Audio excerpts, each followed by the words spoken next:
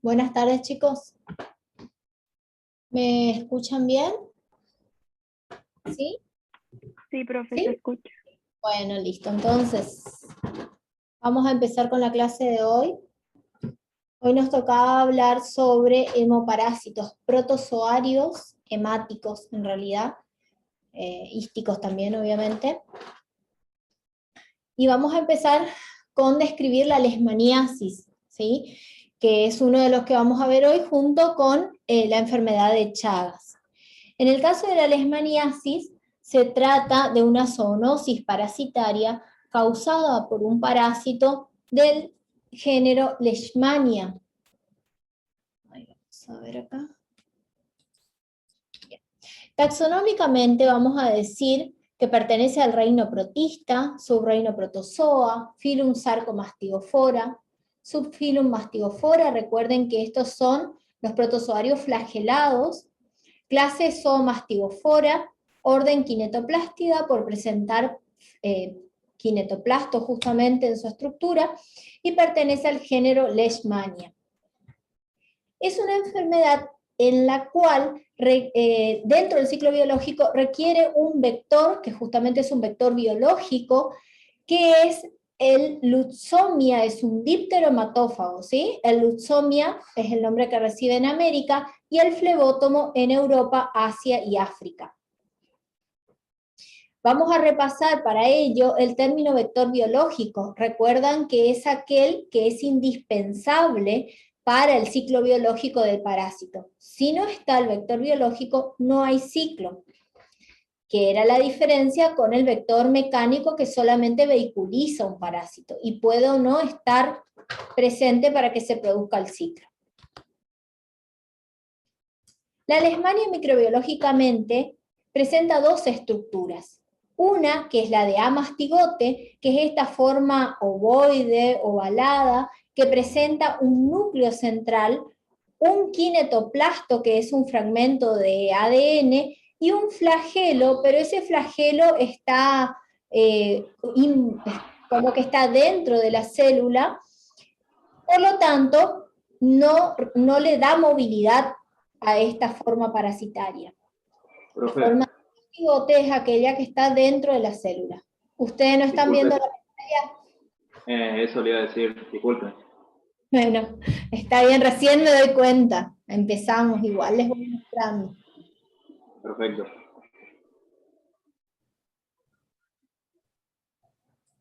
Ahí está. Ahora sí. ¿Ven? Ahora sí. Sí, bueno. Bueno, de lo que les dije anteriormente solamente eran para ver el vector biológico, ¿sí? La clasificación que les nombré y el vector biológico. Y ahora sí, esto es importante que ustedes vean, la forma de amastigote, ¿sí? Es esta forma ovoidea, que es intracelular, tiene un tamaño entre 2 y 5 micras, y después tenemos esta otra forma que es la forma de promastigote, que es una forma alargada, de mayor tamaño, tiene alrededor de 20 micras, presenta un flagelo que le permite movilizarse, también tiene kinetoplasto y un núcleo central. La forma de promastigote va a ser la infectante, en nuestro caso para el hombre.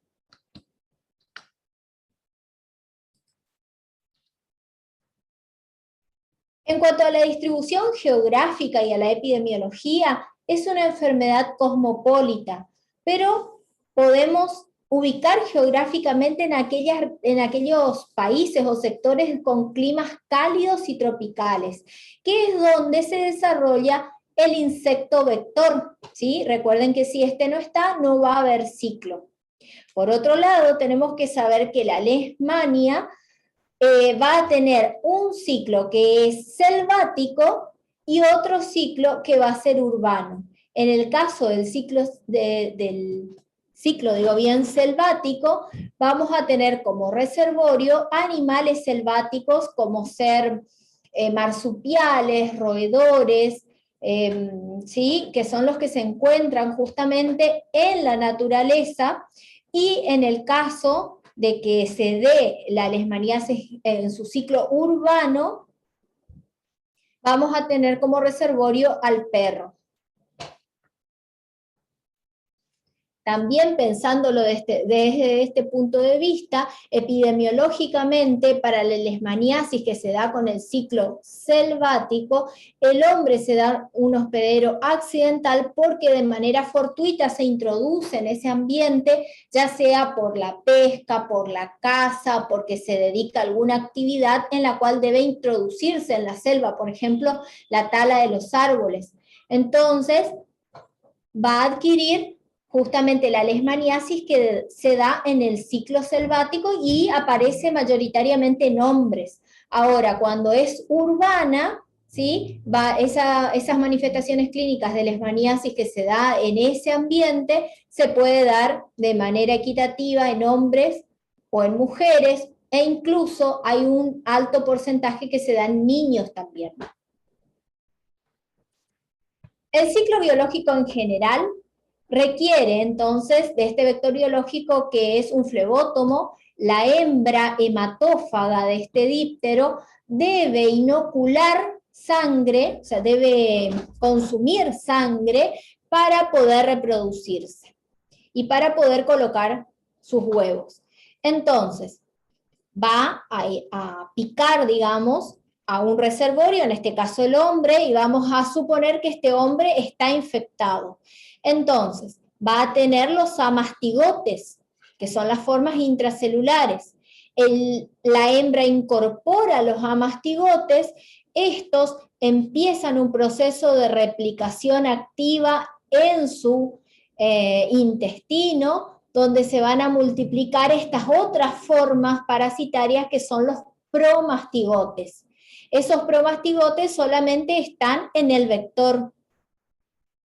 Una vez que se produce la replicación activa, se dirigen hacia la probóscide del insecto vector, y cuando éste va a picar nuevamente porque necesita alimentarse, va a inocular los promastigotes en un individuo sano. Una vez que inocula los promastigotes, estos inmediatamente infectan a las células del sistema retículo endotelial, porque además piensen que las células del Langerhans que están en esa zona y los macrófagos van a tratar de fagocitarlos porque van a intentar, ¿sí?, eliminarlos mediante sus fagolisosomas. Pero el parásito forma una vacuola parasitófora de manera tal que en ella se replica rápidamente en forma de amastigote, por fisión binaria. Y de esa manera evade la acción del fagolisosoma. Cuando ya esa célula se repleta de amastigotes, se rompe, salen los amastigotes al exterior e inmediatamente infecta a las células vecinas. Y de esa manera se cierra el ciclo, porque cuando este individuo esté infectado, ya le decimos que es un reservorio, entonces es susceptible nuevamente de ser picado por otro vector biológico. El ciclo también puede realizarse con otros reservorios, por eso decimos que cuando el ciclo se da de manera selvática no requiere el hombre como un hospedero habitual, ¿sí?, sino que allí el hombre será un hospedero accidental. Ahora, cuando se da en la zona urbana, sí el hombre va a estar presente. Bien, entonces, ¿y cómo se puede presentar la leishmaniasis? ¿Qué síntomas puede causar? Nosotros vamos a ver tres presentaciones que son la cutánea, mucocutánea y visceral. Vamos a tener presentes que en atías aparece también una forma difusa, ¿sí? Pero digamos que es importante que ustedes conozcan estas tres que les muestro. En cuanto a la presión cutánea, a la presentación cutánea, esta puede darse en América, obviamente, pero también es común que aparezca en Oriente. ¿Cuál es la diferencia? La especie de leishmania que la produce. en Oriente, la lesmania cutánea pasa, o tegumentaria pasa a llamarse botón de Oriente, justamente por las características que tiene la lesión, como ustedes pueden ver, y es causada por la lesmania trópica. En América, ¿sí?, vamos a tener una lesión cutánea causada por la lesmania brasiliensis. Esta lesión es, como ven ustedes, una úlcera, pero anteriormente pasa por los estadios de pápula, mácula, hasta que se forma esta vesícula, que tiene los bordes bien indurados, de color violáceo, tiene áreas necrotizantes, y tiene ese contenido con reacción inflamatoria, infiltrado de plasmocitos, linfocitos y células gigantes. Este estadio de lesión cutánea, ¿sí?, puede pasar varios meses, evolucionar, hasta que llega un momento en que se forma una costra y es como si se curara. El individuo, si no le da mucha importancia y tal vez le atribuye una lastimadura o simplemente una picadura de un insecto que no le da mayor importancia, después que ve que se empieza a curar, ¿sí?, deja pasar esto, y resulta que esto en realidad no es un buen pronóstico, porque lo que ocurre es una diseminación por vía linfática o hemática que hace que los parásitos vayan a infectar sobre todo los cartílagos, causando la ruptura de estos, y allí es cuando aparece la lesmaniasis mucocutánea. La lesmaniasis mucocutánea puede darse inmediatamente después de la cutánea o 20 años después de la cutánea. Entonces se hace difícil el diagnóstico porque nosotros, tanto tiempo después, no localizamos la puerta de entrada inicial, ¿sí? Cuando nos encontramos con un paciente con estas características, donde hay lesión y destrucción del tabique nasal, se le conoce como nariz en tapir, en la cual yo necesito hacer un diagnóstico diferencial con lepra, por ejemplo, con la enfermedad de Hansen, porque tiene una manifestación así bastante parecida.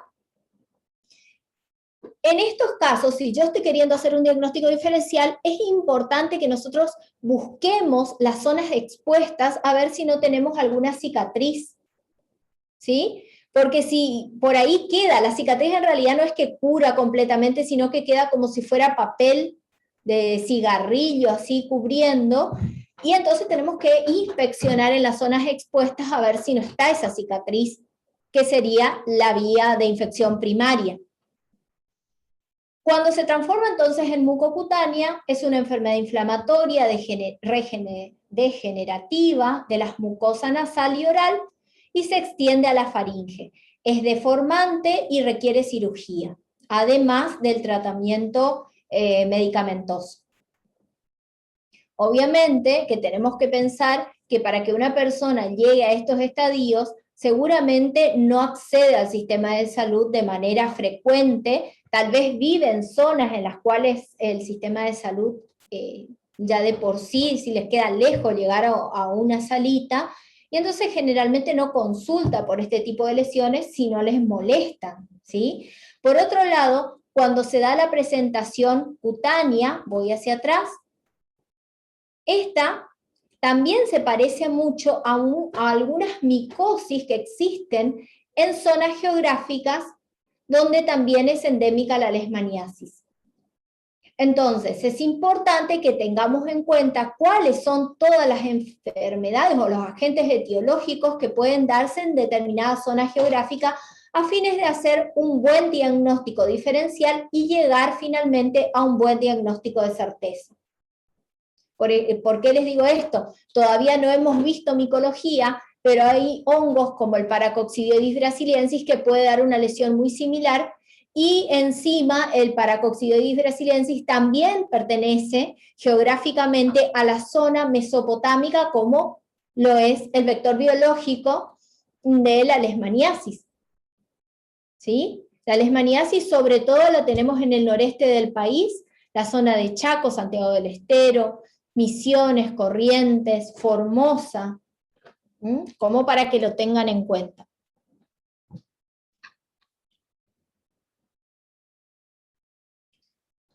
Entonces, la leishmania que causa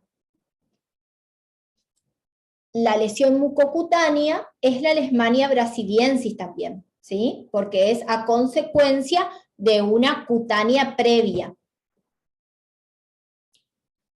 Por otro lado, tenemos la leishmaniasis visceral. El agente causal es la Leishmania donovani en nuestro país, en nuestra zona geográfica. En el caso de la leishmaniasis visceral, el cuadro clínico se presenta con fiebre, hepatoesplenomegalia, linfadenopatías, piel hiperpigmentada, o sea, es también un poco inespecífico el cuadro clínico, entonces tenemos que pensarlo también por nexo epidemiológico, empezar a pensar en esta enfermedad. En el caso de que se presenten niños, al principio estos pueden tener solo esplenomegalia, y es el único dato que digamos que tenemos de importancia, porque suele tener un buen estado general, a menos que venga acompañado de desnutrición o dietas con elevado contenido en hidratos de carbono, en las cuales nosotros, además, ¿sí?, de este abdomen globoso debido a la esplenomegalia, también vamos a tener el abdomen globoso debido a la desnutrición y debido a la disminución de la albúmina que causa la leishmaniasis. También vamos a tener trastornos en la coagulación, por lo tanto vemos que el KPTT y el TP van a estar alterados. Estos pacientes tienen plaquetopenias y por lo tanto van a tener hemorragias repetitivas, ¿sí? Y también vamos a tener bajo el hematocrito y linfopenias. En este caso, piensen ustedes que los amastigotes se van a localizar en los órganos del sistema retículo endotelial.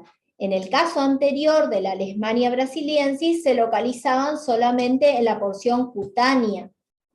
Entonces, dependiendo de la especie, va a ser el tipo de leishmaniasis que se va a presentar. Bueno, ¿y cómo hacemos el diagnóstico de esta enfermedad? Recuerden ustedes que siempre el diagnóstico de certeza va a ser la visualización del parásito. Entonces, en el caso de la leishmaniasis cutánea o tegumentaria, como quieran llamarle, yo tengo esa lesión expuesta, entonces lo que tengo que hacer es raspar el borde de la lesión, vieron que es bien indurada, ¿sí? Entonces raspamos el borde, o si tiene algún contenido linfático, lo tomo con una aguja fina, la de tuberculina, y hago un frotis. Y ese frotis lo voy a colorear con giemsa. ¿Qué voy a observar? Las células gigantes llenas de amastigotes en su interior. Y eso será el diagnóstico de certeza. En el caso de la leishmaniasis visceral, ya se hace un poco más injuriosa, digamos, la toma de muestra, pero necesaria. Voy a hacer una biopsia de hígado o de ganglios, o una biopsia de médula ósea. En lo posible, debo hacer una biopsia de médula ósea, eso sería lo ideal, ¿sí? Bueno, podría ser también punción esplénica, pero siempre recuerden que lo ideal es la biopsia de médula ósea, y luego vamos justamente a esa muestra a teñirla con giemsa para ver también las células con los amastigotes en su interior. En este caso, sí es bastante, digamos, complicada la toma de muestra, pero yo necesito hacer, porque tengo que hacer un diagnóstico certero, debido a que el tratamiento es un tratamiento muy exclusivo para la leishmaniasis, y además es un tratamiento que va a causar efectos colaterales en el paciente, pero si tiene leishmaniasis yo debo hacerlo. Ahora también es importante que no hagamos un diagnóstico errado, porque voy a someter al paciente a un tratamiento que le va a causar toxicidad, ¿sí?, de manera innecesaria. Por eso es que tengo que terminar haciendo un diagnóstico de certeza con una punción. Se sabe que hay diagnósticos indirectos que yo podría utilizar como técnicas sensibles, ¿sí? para anticiparme al diagnóstico de certeza. Es decir, yo puedo tener una técnica de ELISA para detectar anticuerpos específicos, o podría tomar también una técnica de el RK39, que es una inmunocromatografía similar a la que se hace para perros, pero para humanos. Una hemaglutinación directa, que esta sería para detectar antígenos, y obviamente se puede hacer también biología molecular y Western blot, solamente que son de mayor costo.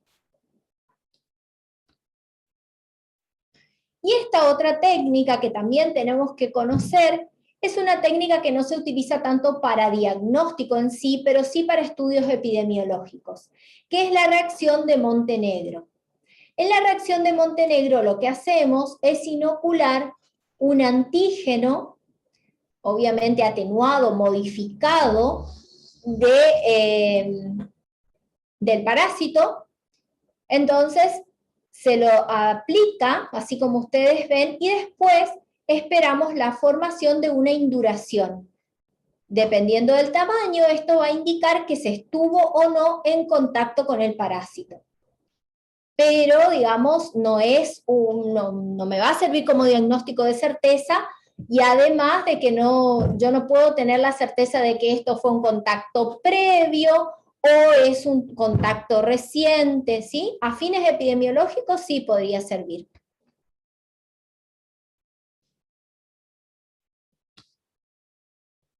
¿Alguna pregunta?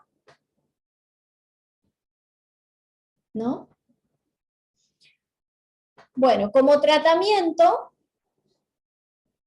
tenemos los antimoniales pentavalentes, son los de elección, pero como les dije, tiene muchos efectos colaterales.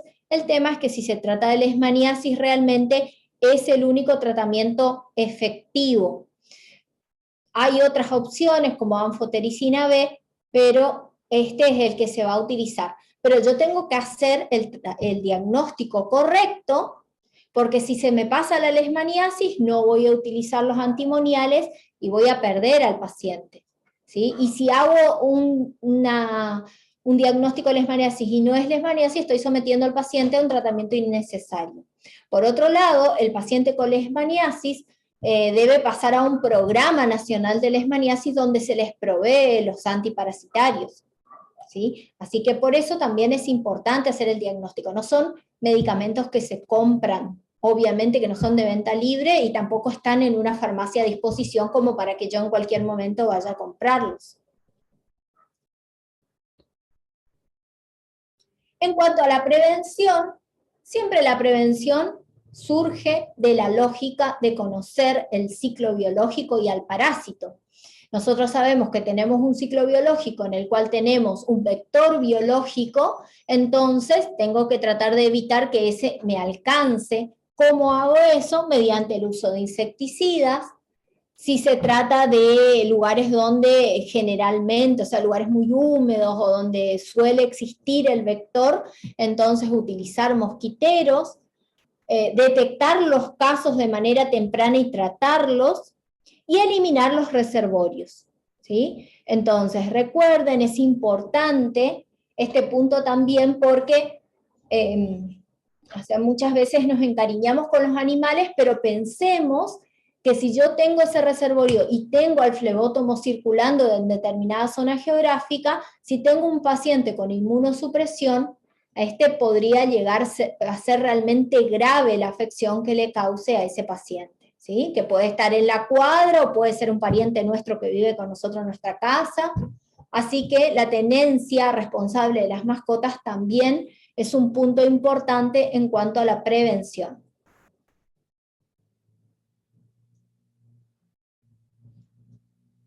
¿Alguna pregunta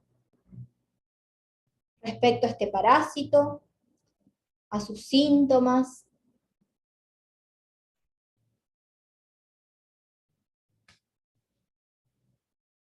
¿Nadie?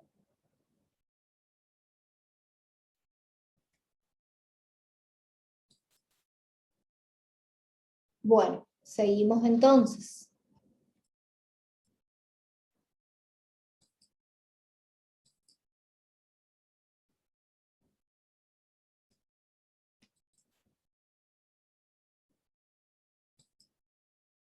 ¿Ven la pantalla?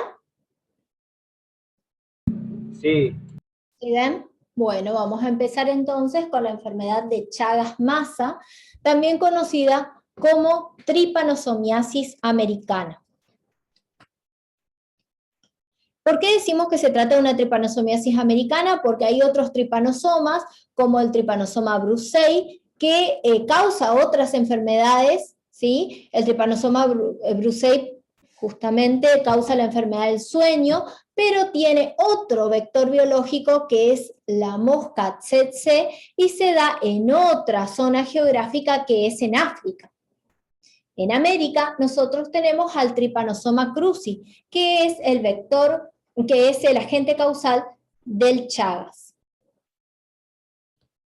Y que tiene otro vector biológico también, que es el Triatoma infestans, conocido más vulgarmente como vinchuca. Bueno, antiguamente la enfermedad de Chagas se encontraba solamente en Sudamérica y algunos casos en Centroamérica, no se la conocía en el resto del mundo, por eso tampoco era muy estudiada, ¿sí? Solamente los investigadores locales lo hacían, pero en los últimos reportes se ha detectado cómo aparecieron enfermos de Chagas en otras partes del mundo, en Europa, en Estados Unidos, y bueno, todo esto se le adjudica a la emigración, digamos, de los latinos, siempre como culpando a alguien. El descubridor de esta enfermedad, que lleva su nombre, es Carlos Chagas, brasileño. En el año 1909, investigando en Río de Janeiro esta enfermedad, fue un hito en la medicina debido a que él no solamente descubrió la sintomatología, el ciclo biológico del parásito, las características del mismo, y también estudió al vector biológico que la producía. Es decir, que fue bastante completo en cuanto a sus investigaciones, por eso también se lo conoce tanto. Y de manera contemporánea tenemos al doctor Salvador Massa, que fue jefe del Laboratorio Hospital de Clínicas de Buenos Aires y obtuvo unos cuantos doctorados, y uno de sus aspectos importantes es haber estudiado también sobre la enfermedad de Chagas, más o menos en la misma época en que fue descubierta. Tal es así que se dice que él murió aspirando, murió a causa, digamos, de aspirar una pipeta en la cual tenía sangre con alta carga parasitaria. Entonces lo adquiere por vía oral en un accidente de laboratorio. Y eso causó una miocardiopatía chagásica, pero aguda. Bien, el agente causal es el Trypanosoma cruzi, es un protozoario del filum Sarcomastigofora, subfilum Mastigofora, porque también es un flagelado. Pertenece a la clase Zoomastigofora y es un kinetoplasto, o sea, presenta también kinetoplastos. Microbiológicamente, en este caso tenemos tres estructuras. Una es la de tripomastigote, que es esta forma fusiforme, pero que se dobla ligeramente, que tiene un núcleo central, un kinetoplasto que ocupa alrededor, o que es responsable alrededor del 20% del ADN mitocondrial, presenta un flagelo y una membrana ondulante que, digamos, que se proyecta a lo largo de todo el soma del parásito. El tripomastigote, que lo podemos nombrar como metacíclico infectante o tripomastigote circulante, tienen los dos la misma estructura, solamente que al tripomastigote circulante los vamos a encontrar circulando por la sangre de un individuo en fase aguda. Y al metacíclico infectante los vamos a encontrar en las heces del vector biológico. La segunda estructura que tenemos es esta que tengo acá, que es la de epimastigote. El epimastigote, ¿sí?, Tiene esta forma fusiforme, tiene un flagelo, un núcleo central, no posee membrana ondulante y se encuentra únicamente en el intestino medio del vector. Se replica, es decir, que por fisión binaria se obtienen más epimastigotes, y otra forma, y otro lugar donde también lo puedo encontrar, serían los medios de cultivo que simulan el intestino medio del vector, es decir, in vitro en un laboratorio yo podría obtener epimastigotes también. Por otro lado, tengo las formas de amastigotes. Los amastigotes son mucho más pequeños, tienen entre 2 y 5 micras, porque ellos necesitan ser intracelulares, no son móviles. Estos tenían unas 20 micras aproximadamente y 10 a 15, pero los amastigotes son mucho más chiquitos. Son estas formas ovoideas con núcleo central y kinetoplasto, intracelulares obligadas. Y cuando están dentro de las células se replican rápidamente y forman nidos de amastigotes. Bien, vamos a pasar al ciclo biológico. En el ciclo biológico yo tengo al insecto, el triatominio, que es la vinchuca, que va a alimentarse, ¿sí?, de la sangre de un individuo que está infectado. Yo en este caso tengo al hombre en mi gráfico, pero recuerden que reservorios hay muchos. De hecho, en la naturaleza nosotros tenemos como reservorio al tatumulita. ¿Conocen el tatumulita? ¿Sí? Hay gente que come tatumulitas. Sí. ¿Sí? Bueno, el tatumulita lo que suele hacer es excavar y hacer túneles debajo de la tierra. Y bueno, ese sería un reservorio, pero bueno, hay otros reservorios, marsupiales, por ejemplo, son reservorios. Las gallinas también pueden ser reservorios. El tema es que en esa primera succión, ¿sí?, se va a incorporar entonces las formas de amastigote, o en el caso de que tenga algún tripomastigote circulante, pero más difícil. Una vez que la incorpora la vinchuca, pasa al intestino medio para tomar la forma de epimastigote. El epimastigote en el intestino medio se multiplica activamente y pasa posteriormente, luego de un tiempo, al intestino posterior, pero ya con la forma de tripomastigote metacíclico infectante. De manera tal que cuando este insecto necesita alimentarse nuevamente, ella va, pica, y en el momento en que succiona la sangre también debe defecar, porque es como que necesita espacio, ¿sí? Entonces vacía su intestino en ese mismo lugar y las heces contienen el tripomastigote metacíclico infectante, que va a ser el elemento infectante para el hombre. Generalmente esta picadura ocurre a la noche, porque las vinchucas se esconden en los lugares oscuros y húmedos, en las oquedades, en los lugares donde tenemos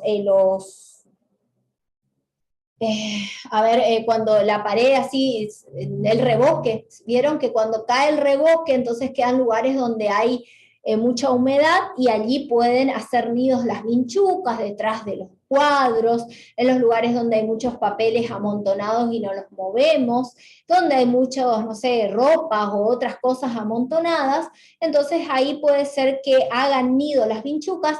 A la noche ellas suelen salir a picar. El individuo en el sueño se rasca, a veces ni percibe, pero algunas veces como libera una sustancia histamínica, eso genera prurito y se rasca y en ese mismo lugar puede ingresar el tripomastigote. O también puede pasar que se lleva las manos a los ojos o a las mucosas y pueden esa ser la vía de entrada. Y a veces ni siquiera necesita lesión. El tripomastigote atraviesa la piel y ese es su sitio de inoculación. Esa forma de entrada, esa puerta de entrada, la mayoría de las veces es indetectable, ¿sí? Pero cuando se la detecta, puede ser como un chagoma de inoculación, que es la lesión que genera en la zona donde se produce el rascado, o como el signo de Romaña Massa, que sería como el ojo en compota, como decíamos, incluso requiere un diagnóstico diferencial con un traumatismo, porque se produce un edema unilateral bipalpebral.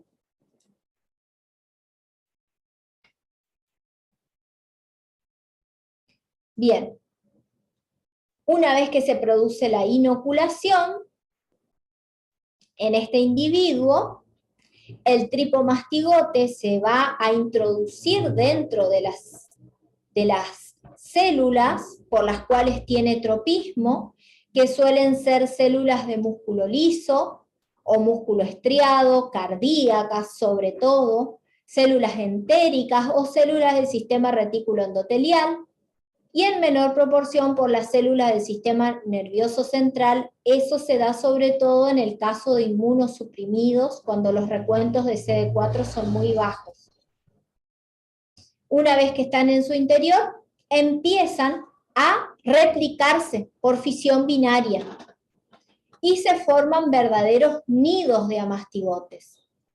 En el periodo agudo a veces son indetectables, o sea, el paciente no sabe, si no tiene una vía de entrada, una puerta de entrada, no se entera que tiene esos nidos de amastigotes. Pero va pasando el tiempo y esas células que están llenas de amastigotes se rompen y esos amastigotes infectan células cercanas, ¿sí? Y así, digamos que se van produciendo las megavísceras.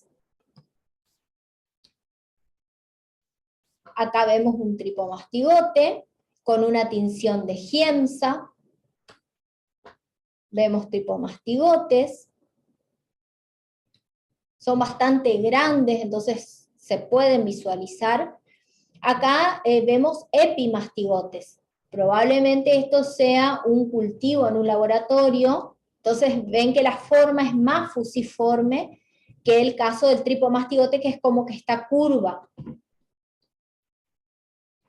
Y estas son las formas de mastigote, no está muy clara la diapo, pero estarían dentro de la célula. Acá tenemos al vector biológico, que es el Triatoma infestans. Y acá vemos cómo, ¿sí? Como que se libera de toda lo que tenía su contenido intestinal en el momento en que debe incorporar nuevo alimento. ¿Sí? Ella debe vaciarse, la vinchuca debe vaciarse, por eso es que en el mismo lugar donde pica, defeca. Pero también tenemos que pensar que la vía vectorial no es la única forma en la que nos podemos contagiar.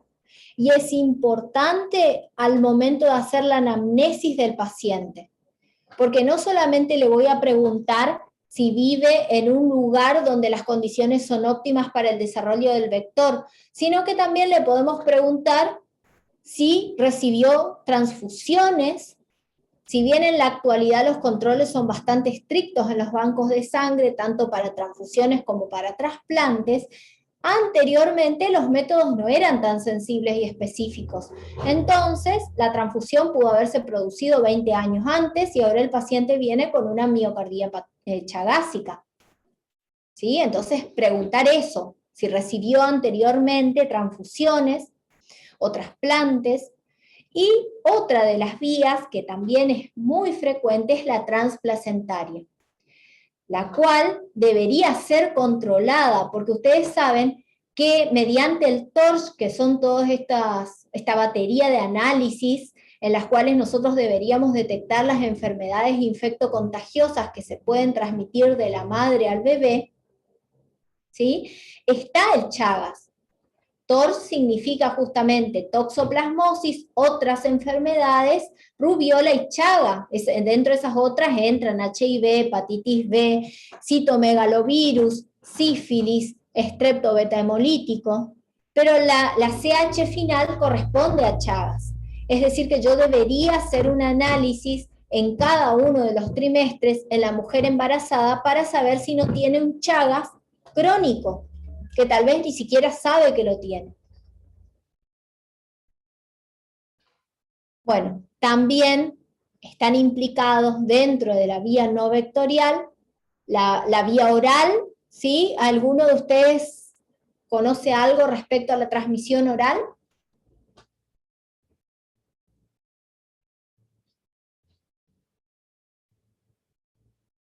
Los chicos que son de Brasil. ¿Cómo, profe? Perdón que no escuché bien. Caldo de cana. Ajá, entonces, ¿y qué pasaba? ¿Qué pasa con el caldo de cana?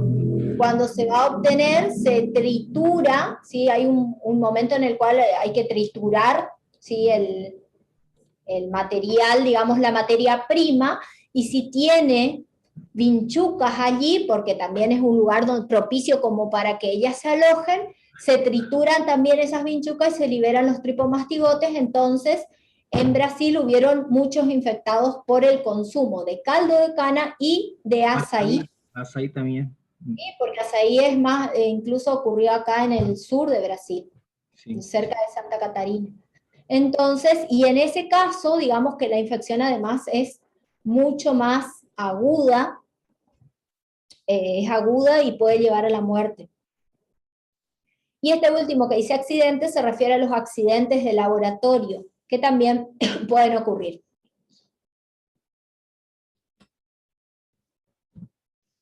Bueno, datos estadísticos. La distribución geográfica del Trypanosoma cruzi, como decíamos al principio, está sobre todo, su origen es América Central y América del Sur. Tenemos de 16 a 18 millones de personas que están infectadas por el Trypanosoma cruzi, 100 millones de personas en riesgo, ¿sí? En riesgo de infectarse, y en Argentina 2,3 millones de infectados chagásicos, 600.000 presentarían manifestaciones clínicas. Y después hay otra cantidad que ni siquiera sabe que presenta la enfermedad. ¿Cuál es la importancia de esto? Estos pacientes que no están diagnosticados, que son pacientes que deberían ser tratados, ¿sí? Para evitar que llegáramos al caso de que se produzcan, por ejemplo, megavísceras. Si nosotros tratamos de manera temprana, el paciente se puede curar, sobre todo si se tratan niños y adolescentes. Y esa es la importancia del diagnóstico precoz. Acá vemos cómo a partir del trabajo, digamos, de la eliminación del vector, los casos, a medida que fueron pasando los años, fueron disminuyendo notablemente. Tal es así que a lo largo del país los porcentajes fueron disminuyendo, pero se fueron desplazando a la zona del noreste. Geográficamente la vinchuca se localiza en la zona de Chaco, sobre todo Chaco, Formosa, Santiago del Estero también, Corrientes algo, Misiones. En Corrientes en realidad dice que no la encuentran al vector, pero porque no se hacen campañas desde salud pública para buscarlo, ¿sí? Esa es la realidad.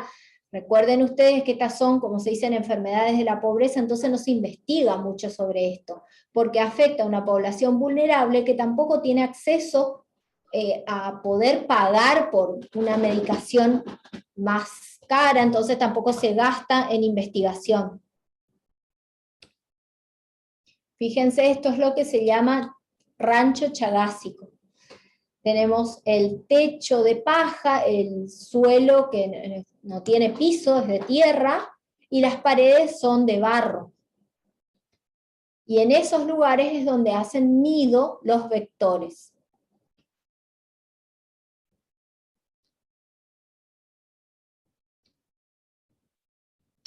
Bien. Las presentaciones clínicas que pueden darse en fase aguda puede ser asintomática o sintomática. La mayoría de las veces se presenta de manera asintomática y el paciente recién se da cuenta 20, 30 años después, ya con un Chagas crónico y avanzado. En el caso de la que sea sintomática, hablamos de una fase aguda con puerta de entrada aparente y allí tenemos al complejo perioftalmo ganglionar, ¿sí? Que es el signo de Romaña Massa, ese ojo inflamado que no vimos todavía, ahora les voy a mostrar las fotos, y los chagomas de inoculación, que sería también esa zona inflamatoria en el sitio de la picadura del vector. Y después tenemos la fase aguda sin puerta de entrada aparente. La fase aguda puede darse de manera benigna o de manera maligna cuando automáticamente pasa a una forma miocárdica o una forma meningoencefálica. Esto suele darse en pacientes inmunosuprimidos cuyos recuentos de CD4 está por debajo de 200 células, pero a veces mucho menos que eso incluso, y ahí es cuando vemos estas formas menos frecuentes, digamos, en el resto de la población. En el caso de la fase crónica, puede presentarse de manera indeterminada. La manera indeterminada es aquella que puede ser factible de que sea cualquier otra enfermedad, entonces también se hace difícil el diagnóstico y ahí tenemos que pensarla, ¿sí? Y por otro lado tenemos la forma cardíaca, que es la que se suele dar en la Argentina, y las formas con megavísceras, megaesófago y megacolon, las formas digestivas, que suele verse más en la zona de Brasil. Y si tenemos mala suerte vamos a tener la forma mixta.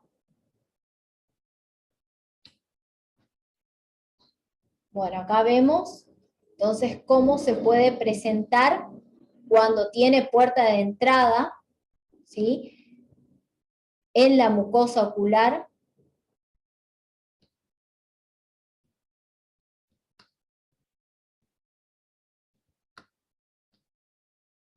A veces el paciente se levanta y se encuentra con la vinchuca al costado de la cama, ¿sí? Puede o no haber recibido algún tipo de lesión, o puede detectar o no la puerta de entrada, pero se encuentra con el insecto al lado de la cama y entonces acude con eso a la guardia.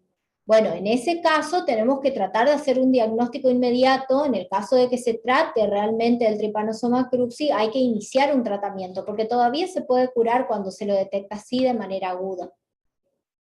Y también se suele hacer tratamiento cuando todavía la progresión no es tan grande, digamos. Pero cuando ya está muy avanzada la enfermedad, no tiene tanto sentido y es más discutido el tratamiento. Acá vemos los nidos de amastigotes intracelulares, nidos de amastigotes, cómo se produce el agrandamiento de la víscera.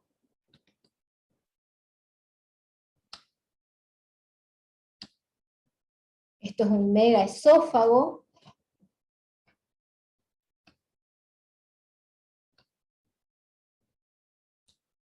Bien. Y bueno, esto sería un diagnóstico por imágenes. Recuerden ustedes que en el caso de que digamos que tengamos un Chagas que se disemina a nivel cerebral, el diagnóstico por imagen nunca va a ser un diagnóstico de certeza. Ya lo habíamos dicho en el caso de la cisticercosis, porque lo que se ven es una imagen difusa que pueden ser varias enfermedades, ¿sí?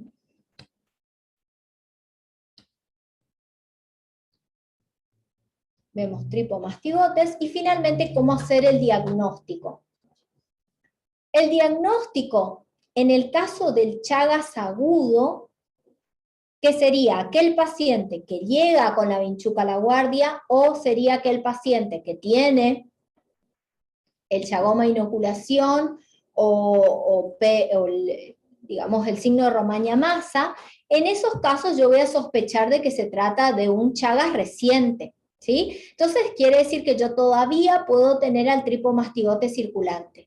Otro caso en el cual puedo tener el tripomastigote circulante es cuando se trata de niños, de recién nacidos, de madres con serología positiva.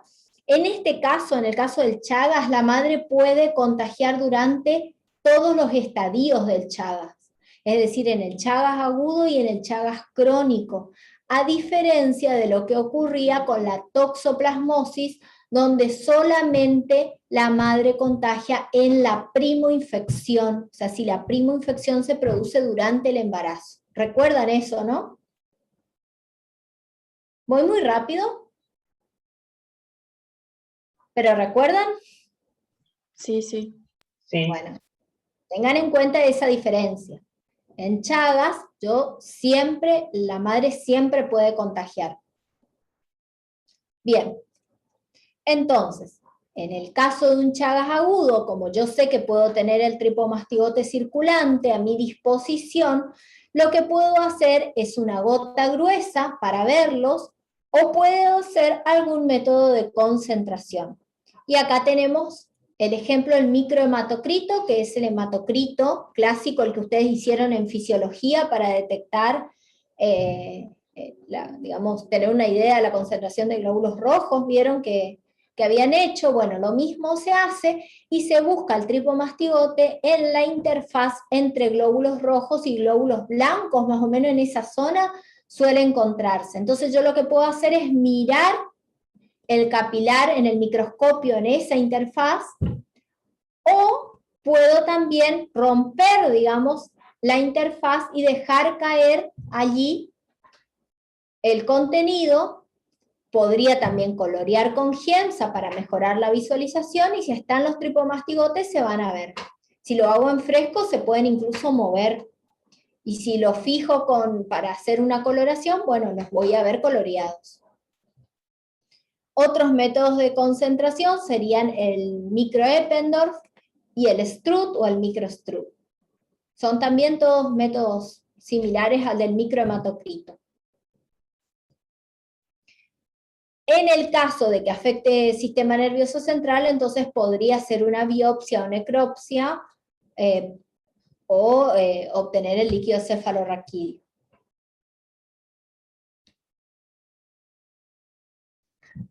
Otros métodos ya en desuso, que quedan como anécdotas, o algunos se utilizan todavía, pero en investigación. El senodiagnóstico. ¿Alguna vez escuchó hablar sobre el senodiagnóstico?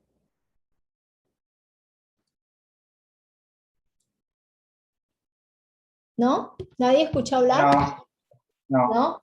Bueno, en el senodiagnóstico lo que se hace es obtener vinchucas en el laboratorio.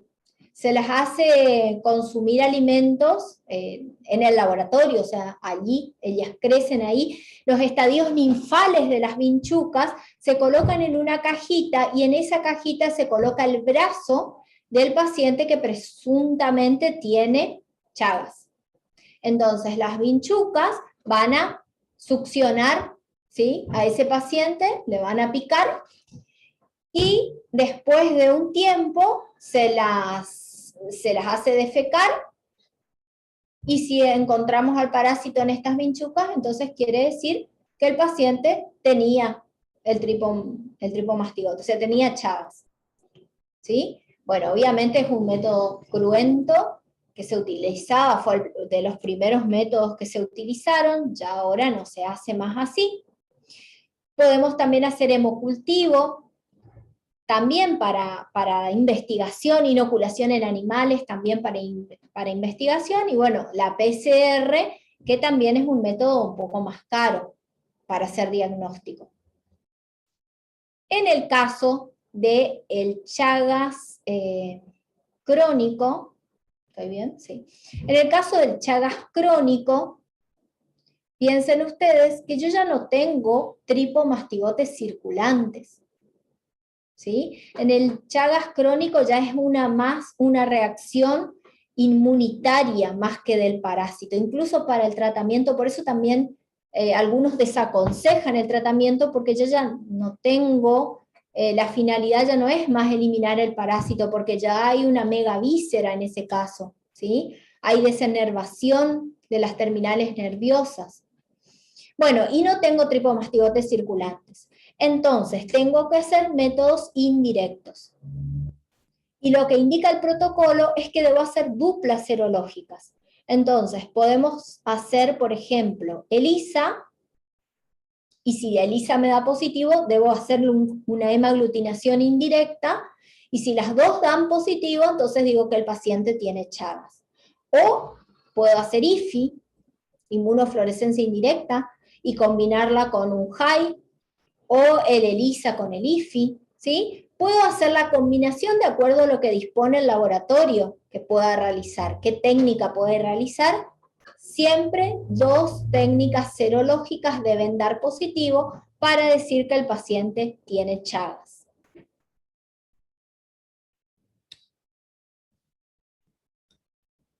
Hoy hablamos de la transmisión transplacentaria y qué hacer con ese bebé que nace de una madre con serología positiva. Por otro lado, tengan en cuenta que si nosotros hacemos el diagnóstico en una mujer embarazada, esta no se trata.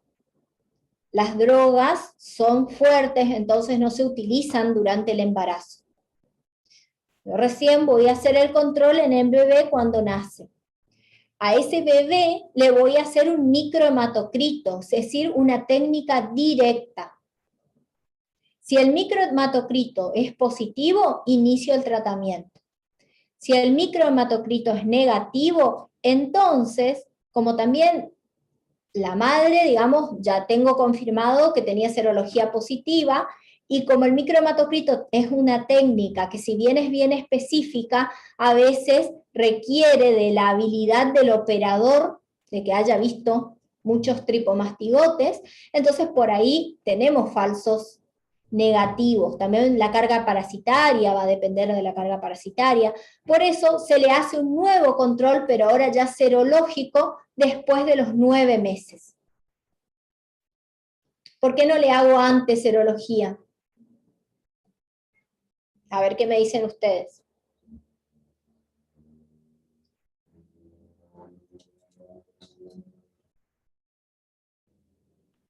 Porque capaz que no tenga desarrollado anticuerpos el bebé. En el caso, cuando ya hay que tener un tiempo hasta que desarrolle ese anticuerpo.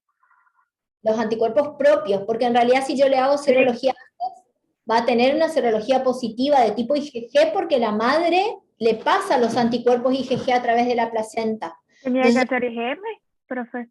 Le podría hacer IgM en todo caso, ¿sí? Pero en la técnica que se utiliza es el microhematocrito, ¿sí?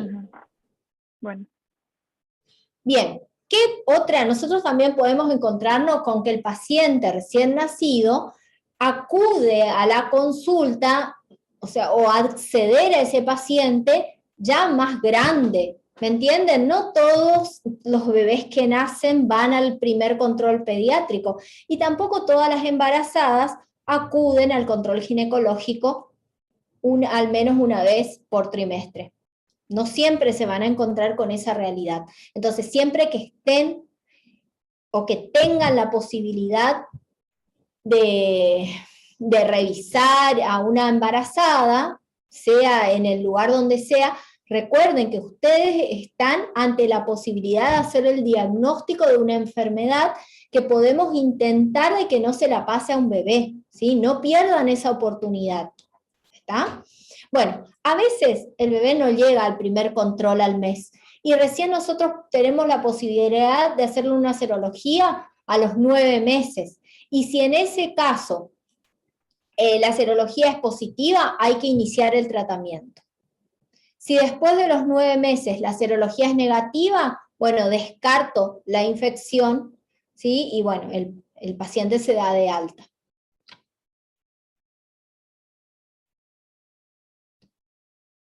Estas son guías del Ministerio de Salud que las pueden encontrar incluso actualizadas en la página. Después yo les voy a dejar algunas para que ustedes trabajen en los casos clínicos. Y algunas indicaciones. ¿Cuándo tratar? Siempre se debe tratar cuando nosotros hacemos un diagnóstico agudo de la enfermedad. En niños y adolescentes. ¿Por qué? Porque cuando el diagnóstico se hace de manera temprana, yo evito, ¿sí?, la progresión de esos amastigotes dentro de las células. Y si es un niño o un joven, yo puedo llegar a curarlos. Entonces hay que tratarlos en trasplante de órganos, y lo que está así más discutido es en adultos y cuando ya las progresiones son mayores. Entonces ahí, bueno, depende, digamos, del médico si se lo trata o no. Las drogas que se sugieren para el tratamiento son el benzimidazol y el nifurtimox. También para poder suministrar estas drogas tenemos que tener un diagnóstico certero y el paciente pasa a formar parte del Plan Nacional de Pacientes Chagásicos. Y entonces es el Ministerio de Salud el que proporciona la medicación.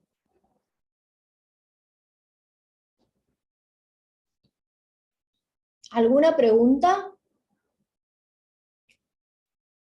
¿No? ¿Están muy cansados o fui demasiado clara? Creo que están muy cansados. Bien, bueno, esto es un informe, nada más lo que hace referencia es cómo Brasil pudo eliminar prácticamente la transmisión vectorial del parásito, es decir, que elimina las formas de infección a través de la vinchuca, y además también se establecen campañas de control de la mujer embarazada, entonces eso también ayuda mucho a eliminar la transmisión del mal de Chagas. Hay algunas enfermedades que lograron también erradicarla, algunas provincias dentro de la Argentina, pero hay otras en las cuales todavía tenemos índices altos de infección. Y con esto vamos terminando entonces esta segunda enfermedad causada por hemoparásitos.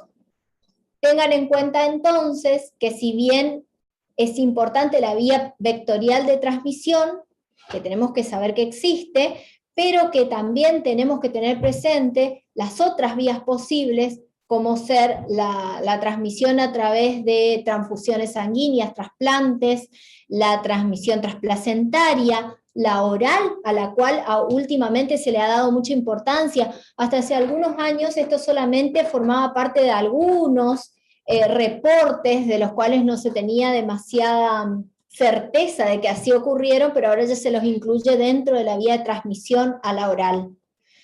Bueno, y los accidentes de laboratorio, por supuesto.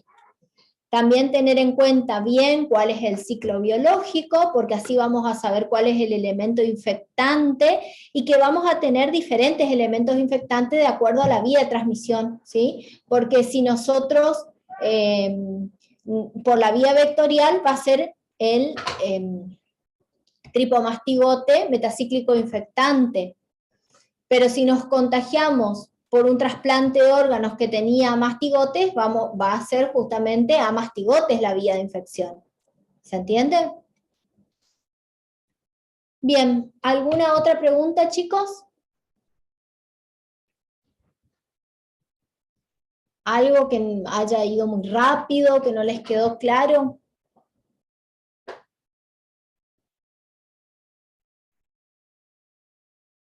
Bueno, si no hay preguntas, digamos que voy a dejar nomás algo. El lunes tienen un examen a las 18 horas como siempre, de cestodes y nematodes, ¿saben? Que es lo que se dio esta semana.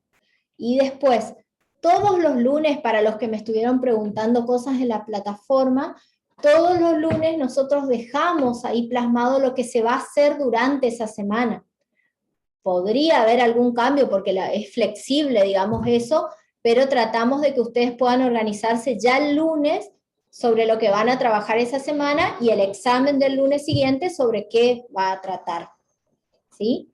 Respecto a la comisión que tenía hoy, que no sabía en qué grupo, perdón, Tenían hoy, bueno, el horario que queda hasta fin de año es el horario de la semana pasada, ese que le subimos al final porque le chocaba a unos chicos, entonces tuvimos que cambiar. ¿Vieron? Bueno, ese es. Si yo puse mal esta semana, ahora la semana que viene yo ya lo arreglo, ¿sí? Pero va a ser el mismo que el de la semana pasada. ¿Está? ¿Alguna otra pregunta? ¿O alguna otra aclaración que quieran hacer? Los prácticos los suben al lugar donde se los dejó, chicos, ¿saben? Si nosotros los subimos como trabajo, ¿sí? Ustedes adjuntan su archivo ahí en ese lugar, porque si ponen en otro lugar, primero que puede ser que no lo veamos, o lo vemos después de mucho tiempo, ya cuando pasó un montón de tiempo, y por otro lado, porque la plataforma no admite el presente si ponen en otro lugar. ¿Ah? Entonces, cada cosa en su lugar. Recuerden que ustedes son 338 y nosotros somos 2, así que si no trabajamos de manera organizada, no vamos a poder dar abasto. No vamos a poder cumplir con todos, ¿sí? Así que traten, busquen la forma de que se trabaje como hay que trabajar. ¿Ah? Si se sube en un lugar, traten de subirlo, busquen la forma de hacerlo. Yo entiendo que por ahí desde el celular cuesta y qué sé yo, pero piensen en nosotras también, que somos 2 nomás. ¿Qué me preguntaban? ¿Va a haber horario en la era? Eso todavía no sabemos. Sinceramente no sabemos. El año pasado fueron eras sin orales, pero este año hay cosas que se están implementando a fin de que, digamos, nos acerquemos un poco más a lo que es el contacto con el alumno, así que puede ser que haya, eso no te puedo contestar, sinceramente. Bueno, gracias. Profe, tengo una duda sobre la leishmaniosis. Que, por ejemplo, mi perrito tiene que tomar la vacuna porque en San Borja es una zona endémica. ¿Y qué esto implica para nosotros humanos? Tipo, que los perritos que tenemos en casa, cerquita de nosotros, que duermen en la cama, que quedan con nosotros, tipo, ¿hay que haber la vacuna por eso o solo por causa de los síntomas que hay en el perro nomás? Lo que pasa es que la vacuna, yo no sé sinceramente no sé qué porcentaje de efectividad tiene la vacuna. Si es una verdadera vacuna, debería prevenir que el perro se contagie, pero yo desconozco qué porcentaje de efectividad tiene. ¿Sí? Sí, sí, la veterinaria dijo que es más baja, que tipo hay que hacer la desparasitación, tipo hay que ponerle el colar que implica que el mosquito no pique el bichito, pero igual. Y bueno, si vos querés agregar eso como refuerzo, digamos, está bueno. El tema es que cuando ya el perro se transforma en un reservorio, ya hay un riesgo. Una vez que ya se infecta, ese es el problema. Porque ya es un reservorio. Gracias. ¿Alguna otra pregunta? Bueno, entonces chicos, vamos a ir finalizando entonces esta semana larga, para empezar otra larga también. Nos vemos la semana que viene, ¿sí? Hasta luego. Chao, profe. Chao. Luego, profe. Hasta luego.